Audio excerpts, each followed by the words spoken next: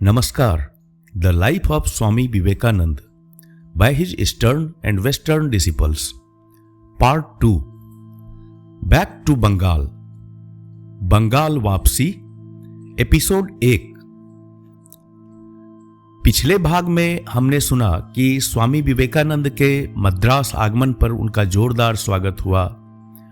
13 फरवरी को पकैयप्पा हॉल में उन्होंने भारतीय जीवन में वेदांत का अनुप्रयोग पर व्याख्यान दिया, जिसमें उन्होंने हिंदू धर्म की शक्ति और वेदांत के व्यावहारिक महत्व पर प्रकाश डाला। उन्होंने कहा, हमें शक्ति चाहिए, केवल शक्ति, और यह शक्ति हमें उपनिषदों से मिलेगी। उन्होंने युवाओं को मजबूत बनने और आत्मविश्वास विकसित करने की प्रेरणा दी। उनके शब्दों ने जनता को झकझोर दिया। 14 फरवरी को भारत का भविष्य विषय पर उनका भाषण रोमांचकारी था, जिसमें उन्होंने संगठन, संस्कृति और शिक्षा की महत्ता पर बल दिया। इस भाग में हम स्वामी विवेकानंद की कलकत्ता वापसी के अद्भुत दृश्य के बारे में विस्तार से सुनेंगे, जो बंगाल में उत्साह की लहर फैलाने वाला था। 19 फरवरी 1897 को विशेष ट्रेन द्वारा स्वामी जी का आगमन होते ही सियालदह स्टेशन पर रंग बिरंगी सजावट, विजय द्वार और मधुर संगीत के साथ उनका भव्य स्वागत किया गया। हजारों दर्शक, सभी आयु वर्ग के लोग अपार उत्साह से उस भीड़ में शामिल थे। बाबू नरेंद्रनाथ सेन और अन्य प्रतिष्ठित व्यक्तियों द्वारा स्वागत संबोधन प्रस्तुत किया गया। इस समारोह में स्वामी जी ने अपने देशभक्ति और आध्यात्मिक संदेश के साथ युवाओं को जागरूक करने का आह्वान किया, जिससे बंगाल में राष्ट्रीय चेतना की नई उमंग उत्पन्न हुई। यह आयोजन बहुत ही प्रेरणादायक रहा। स्वामी विवेकानंद की अद्भुत जीवन यात्रा का हिस्सा बनने के लिए इस भाग को अंत तक सुने। अगर आपको यह प्रयास अच्छा लगे तो कृपया लाइक, कमेंट और हमारे चैनल को सब्सक्राइब करें।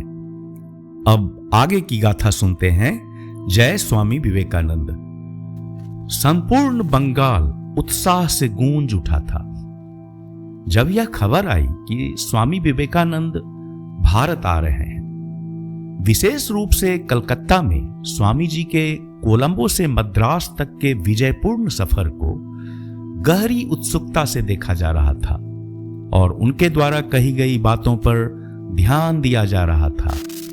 कुछ कट्टरपंथी, कमजोर और हल्की फुल्की आपत्तियों को छोड़कर जो कुछ कलकत्ता के पत्रों ने धार्मिक पक्षपात, कट्टर रूढ़िवाद या ईर्ष्या के कारण उठाई थी, सभी बंगाली हृदय इस बात से रोमांचित थे कि वे अपने बीच जन्मे और पले बढ़े उस व्यक्ति का स्वागत करने जा रहे हैं जिसने समूची सभ्य दुनिया में उनका नाम ऊंचा किया था। जनवरी 1897 के अंतिम सप्ताह में राजा बेनॉय कृष्णदेव बहादुर के आवास पर एक प्रारंभिक बैठक बुलाई गई, ताकि स्वामी जी के कलकत्ता आगमन पर एक प्रभावशाली स्वागत समिति का गठन किया जा सके और उन्हें एक स्वागत पत्र प्रदान किया जा सके। उस अवसर पर यह निर्णय लिया गया कि एक सार्वजनिक सभा का आयोजन किया जाए और स्वागत के खर्चों के लिए सदस्यता सूची खोली जाए। दरभंगा के महाराजा ने स्वागत समिति के अध्यक्ष बनने के लिए अपनी सहमति व्यक्त की। 5 उपाध्यक्ष अत्यंत प्रतिष्ठित व्यक्तित्व थे और समिति में शामिल कई लोग पहले से ही प्रसिद्ध थे या बाद में प्रसिद्ध हुए। बाबू नरेंद्रनाथ सेन, इंडियन मिरर के संपादक, को मानद सचिव नियुक्त किया गया और बाबू हिरेंद्रनाथ दत्ता को मानद सहायक सचिव। स्वामी जी स्वयं भी अपने जन्म नगर में वापसी के लिए अत्यंत उत्सुक थे। मद्रास से समुद्री यात्रा उनके थके हुए मनोबल के लिए वरदान साबित हुई। क्योंकि लगातार दिए जाने वाले अभिनंदन, सार्वजनिक भाषण और आगंतुकों से बातचीत ने उन्हें काफी थका दिया था। इन सभी से राहत पाने के लिए उन्होंने ट्रेन की बजाय जहाज से यात्रा करने का निर्णय लिया। मद्रास छोड़ने से पहले उनके कुछ प्रशंसकों ने जहाज पर कई नारियल लोड करवा दिए, जिनका पानी स्वामी जी को डॉक्टर की सलाह पर पीना था।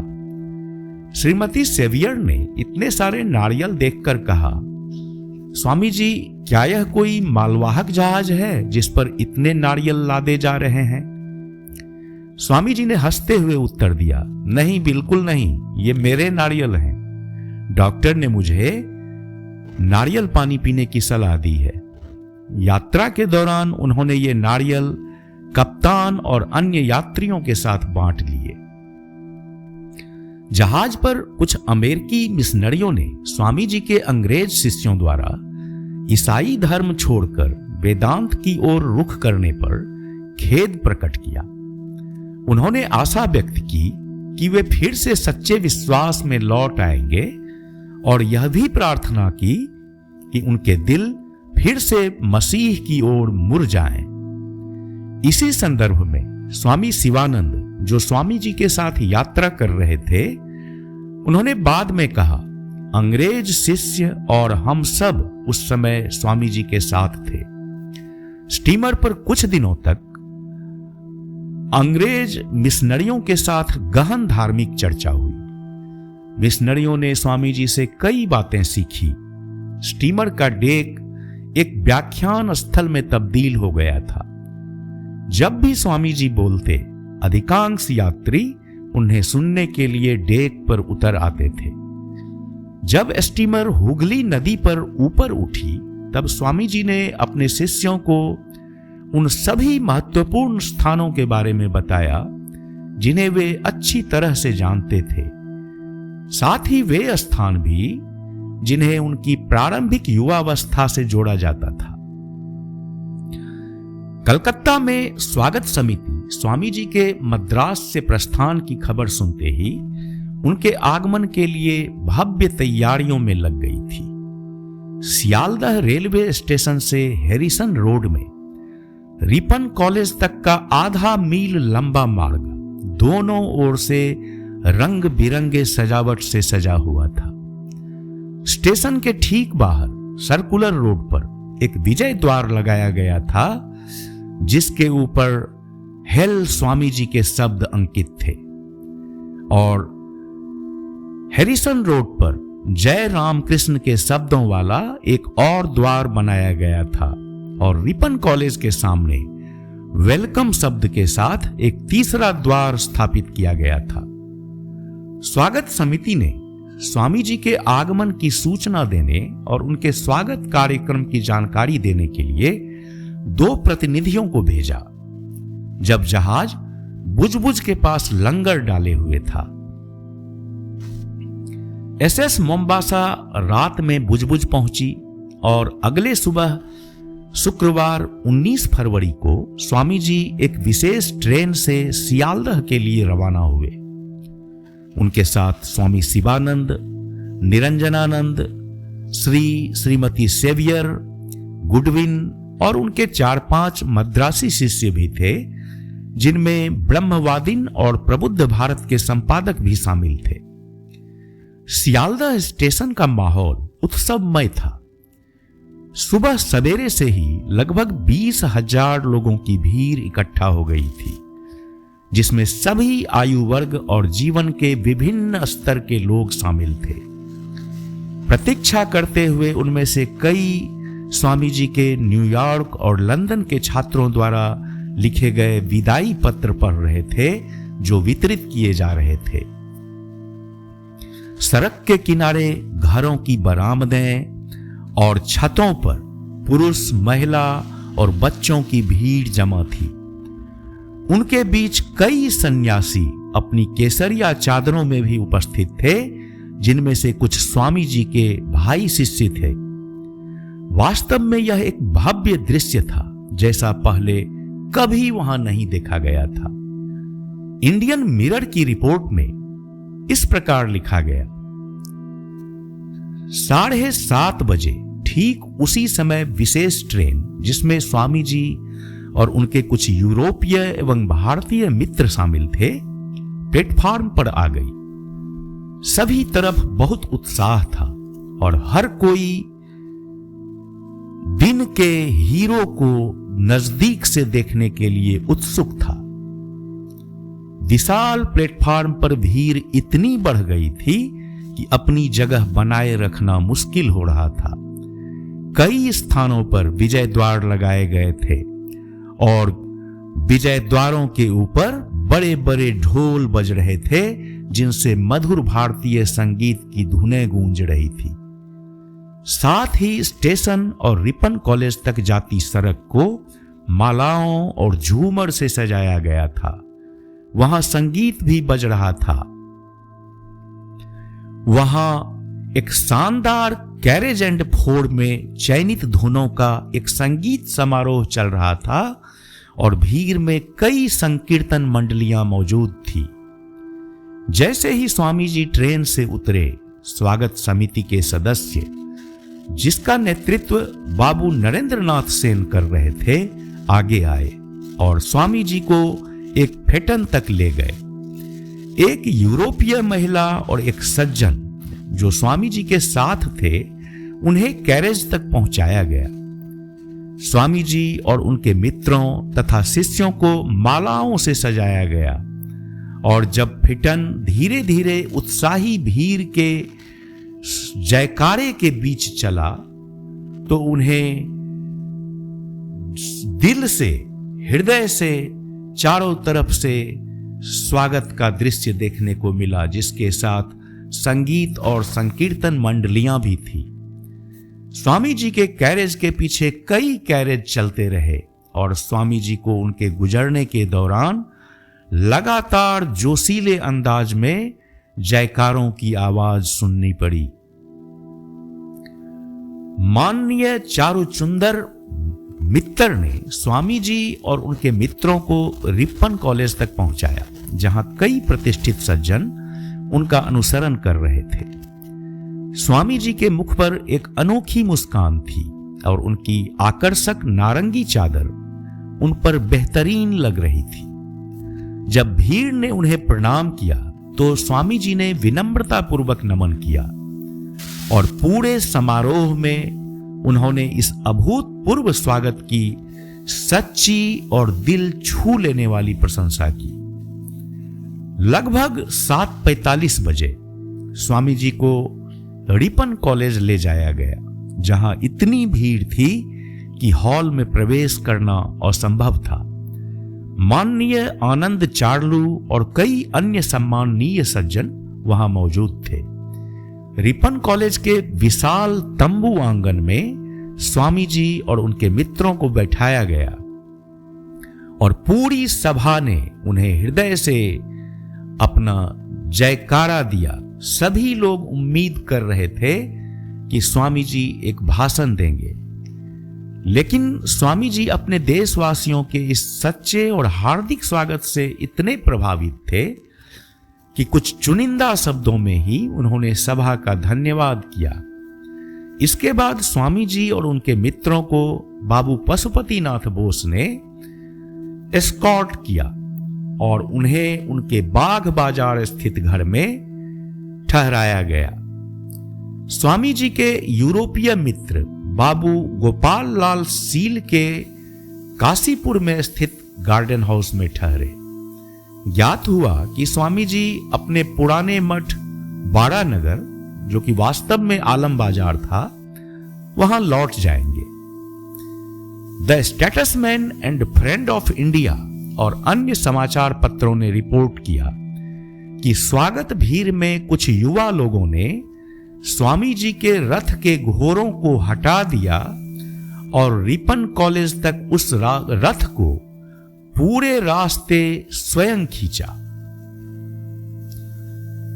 द स्टेटसमैन ने यह भी बताया कि रिपन कॉलेज के द्वारों पर भारी भीड़ लगी हुई थी। पुलिस व्यवस्था की कमी पर भी टिप्पणी की गई।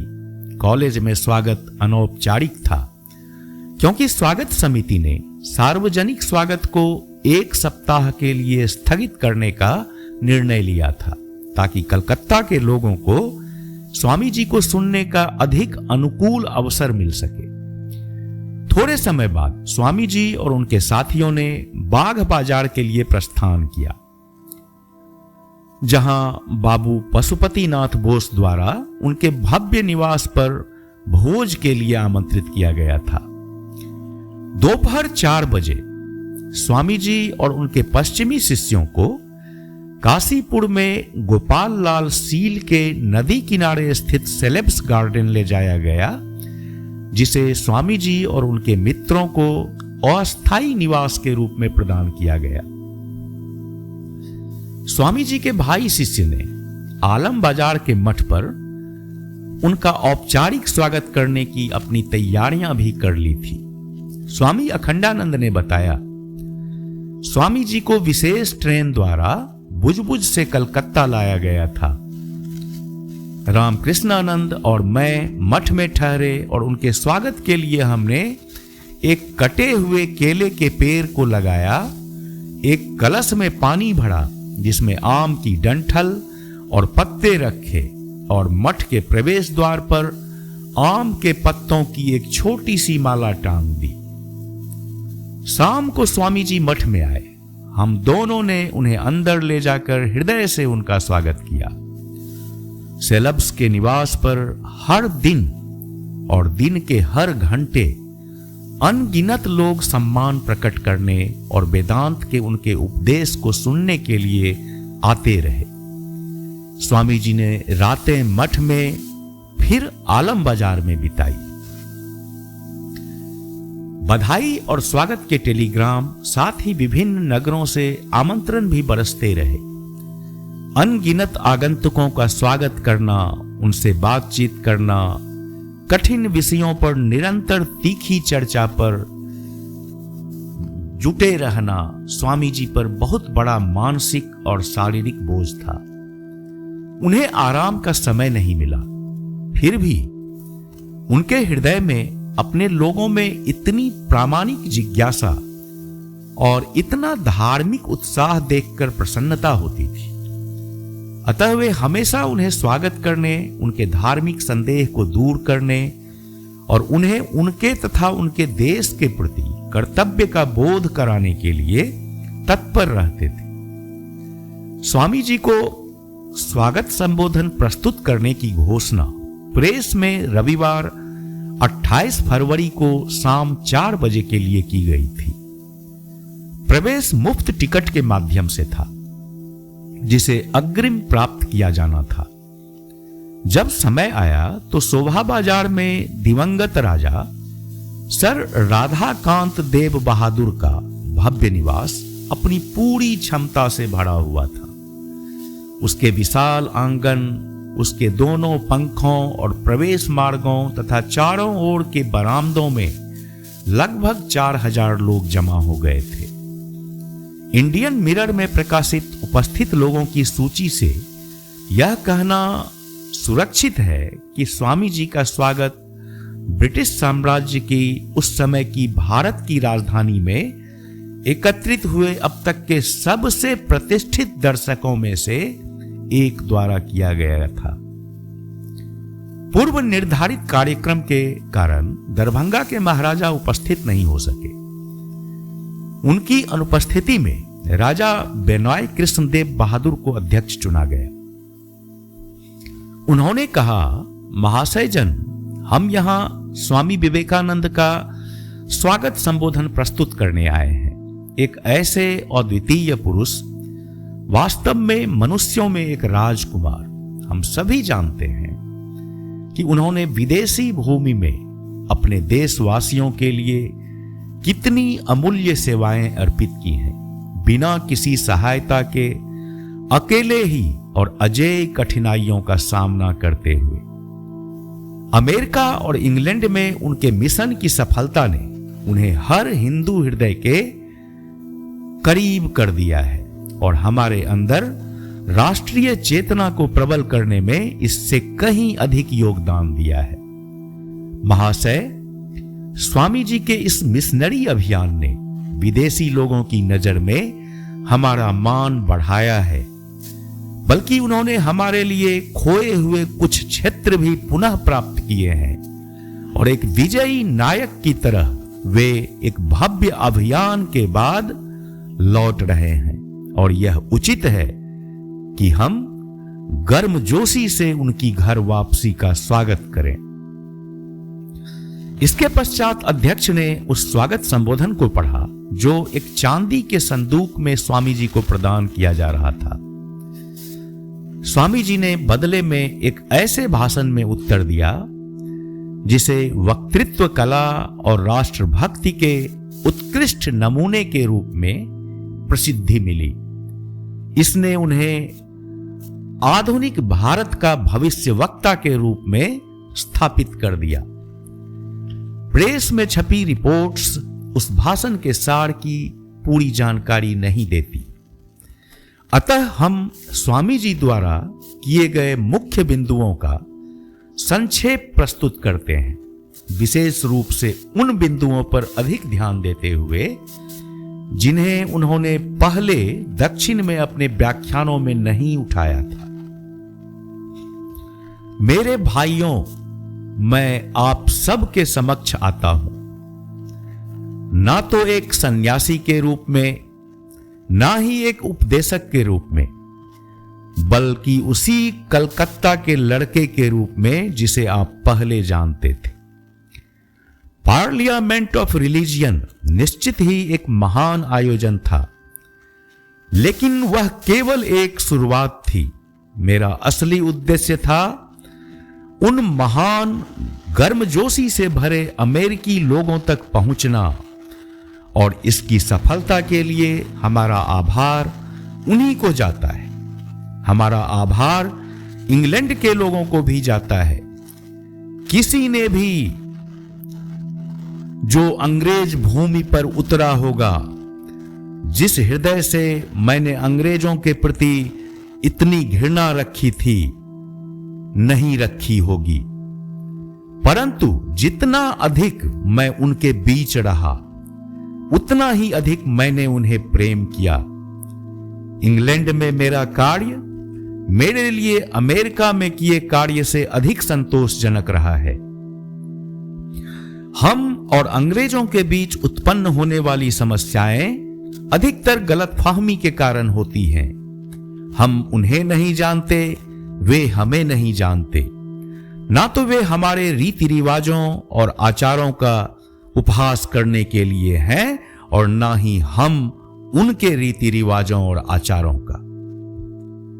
स्वागत संबोधन में श्री रामकृष्ण को श्रद्धांजलि दी गई थी।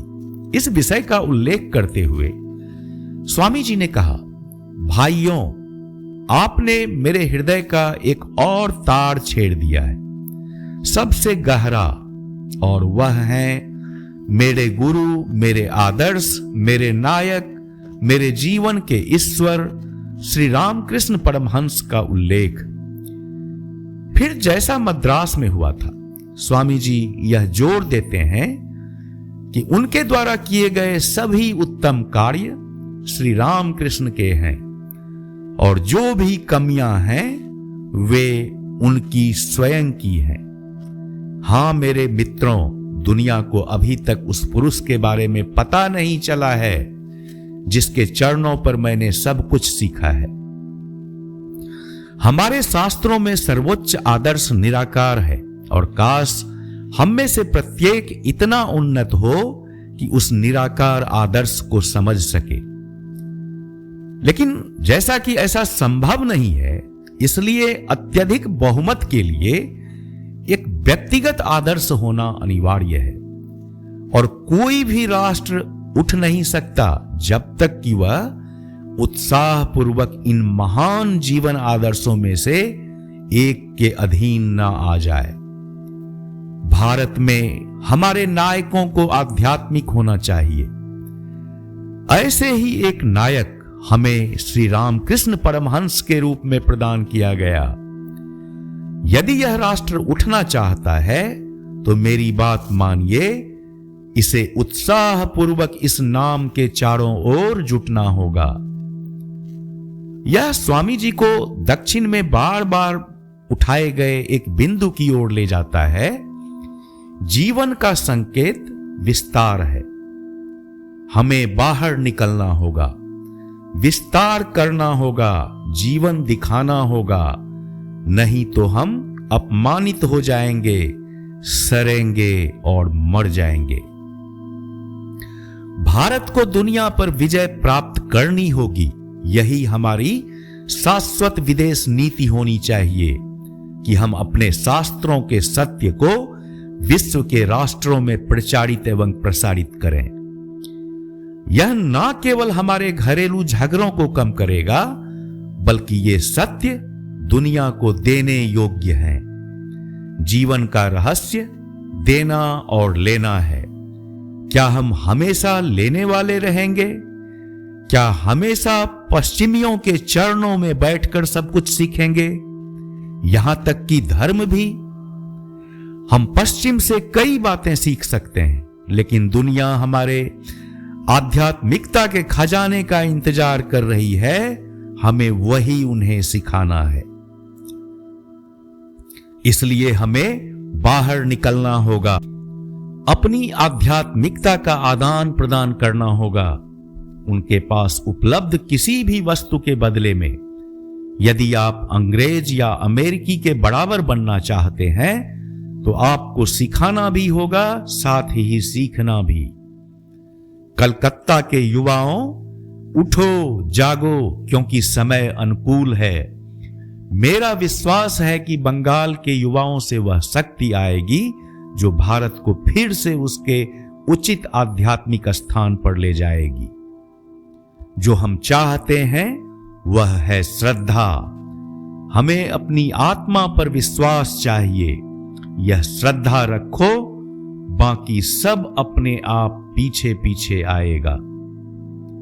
फरवरी के अंतिम सप्ताह के दौरान स्वामी जी को श्री रामकृष्ण के भक्त प्रियनाथ मुखोपाध्याय के घर बाग बाजार में आमंत्रित किया गया था।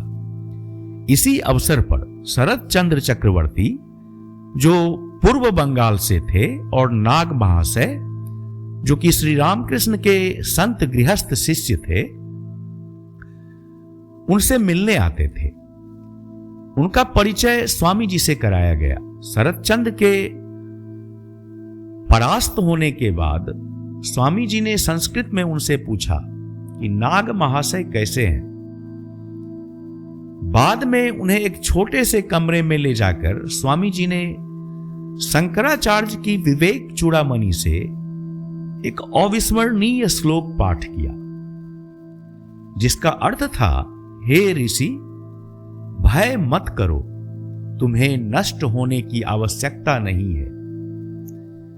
इस जन्म मृत्यु के चक्र के महासागर को पार करने के लिए उपाय है।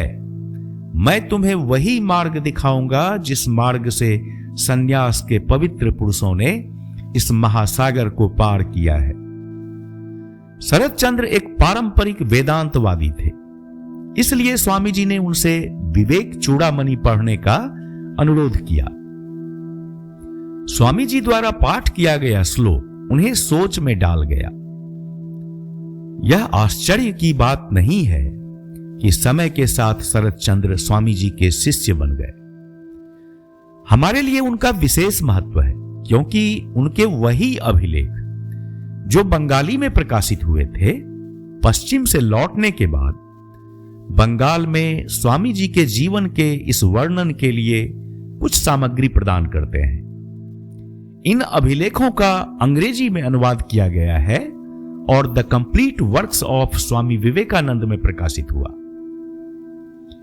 उसी घर में उसी दिन स्वामी जी ने इंडियन मिरर के संपादक बाबू नरेंद्रनाथ सेन से कहा, पश्चिम में वेदांत का उपदेश देते समय उन्हें यह विश्वास हुआ कि मातृभूमि को ऊंचा उठाने के सभी साधन, जैसे कि राजनीति, उसकी अपनी शास्त्रों के प्रति आसक्त होने और उनके निर्देशों का पालन करने की आवश्यकता के तुल्यतर नहीं है। जय स्वामी विवेकानंद।